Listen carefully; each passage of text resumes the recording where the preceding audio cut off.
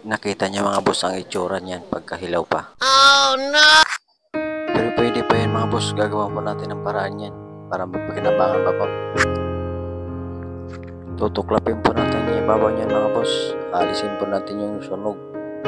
Tapos tatapalan po natin ng bago para magiging fresh po siya ulit. Sayang po kasi mga boss kung itatapon po natin yan, pwede pa naman yan.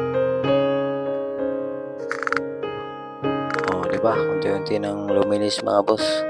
Kailangan ng isa lang natin po ulit yan mga boss para matapalan ng bagong galapong.